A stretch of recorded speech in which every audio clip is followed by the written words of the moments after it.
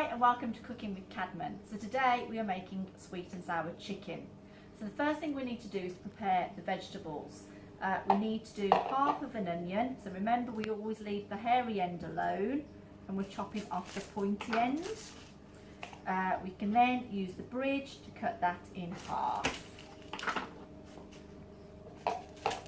That then makes it much easier to peel off the brown skin that we don't want, and I'm using a bowl for the waste to keep it all tidy. It also helps to stop any cross contamination because you don't want any peel or anything going into your product. So then using the claw, we are just cutting this into thin slices. We don't want to dice this, it's just a thin, go to bridge, just a thin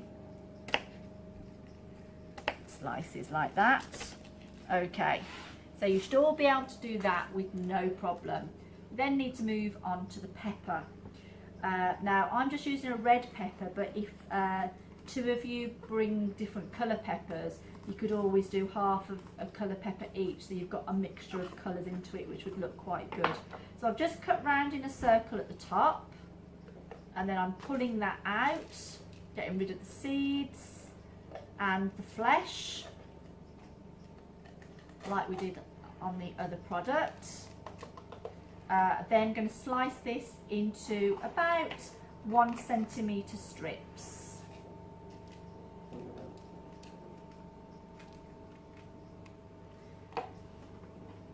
So strips, and then I don't want, it's not like a fajita, so I then want to cut this into about 1 centimetre cubes like that, and then we'll just do the rest of the pepper. So at this stage, if somebody else was doing it with me, I could swap and have a different colour pepper as well.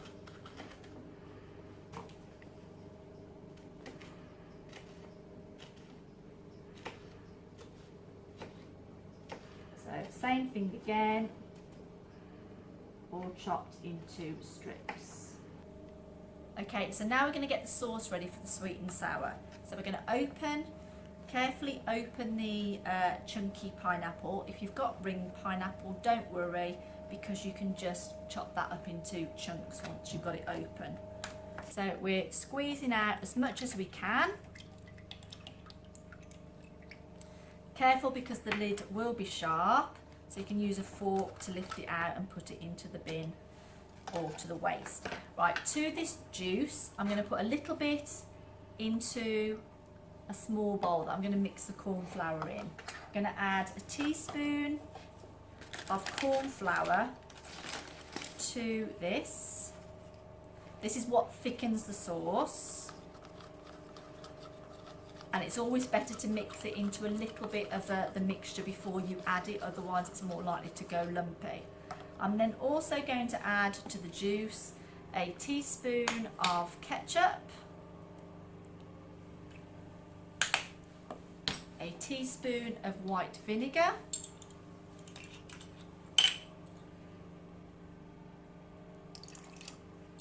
and a tablespoon of soya sauce. So we're getting lots of different flavours going into that. So soya sauce has got the saltiness into it. And then I'm going to also add the corn flour that we mixed, and we're just going to add the 75 ml of water. So that's our sauce already made there, which once it's heated will start to go thicker. Okay, once the vegetables are prepared, you can put them into a bowl. You can use the same chopping board because you won't be cross-contaminating, because you won't have the vegetables and chicken on the same board.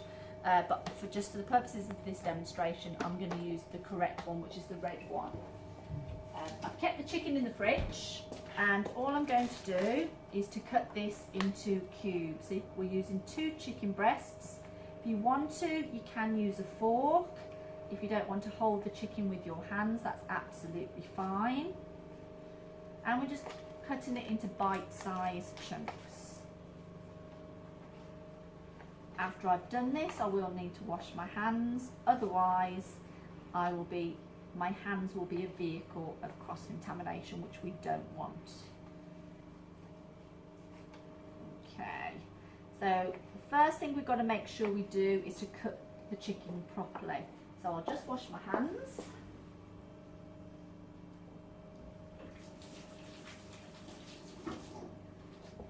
And I'm just going to add some oil into the frying pan. And we're going to turn it on a medium heat.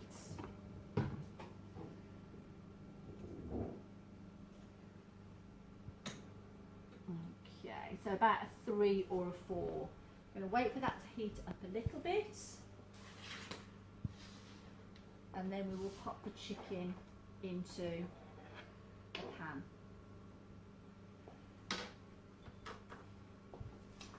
So at the moment it's a pinky colour. So as you know, we know chicken is cooked when it's a white colour.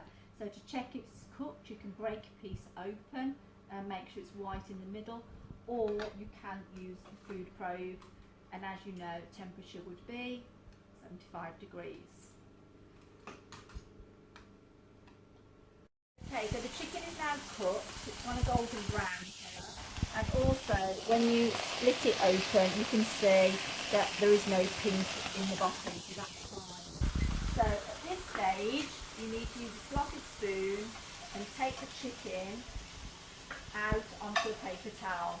You can put it onto a plate or a bowl, it doesn't matter.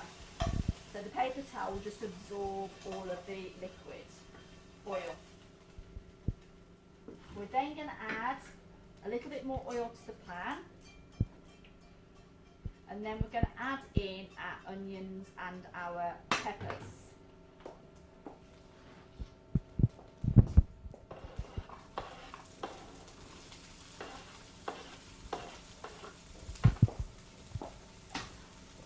And we'll use a different spoon for this. So we're just going to cook these just so they've softened a little bit for about 3 minutes.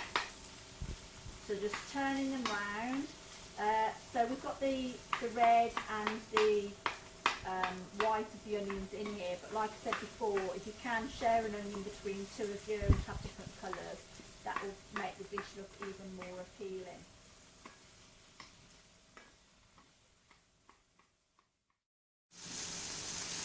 Okay, so the onions and the peppers have gone a little bit softer now, so I can now add all the ingredients back in. So we're going to put the chicken back in. We're going to put the pineapples in. And then finally, we're going to add the sauce.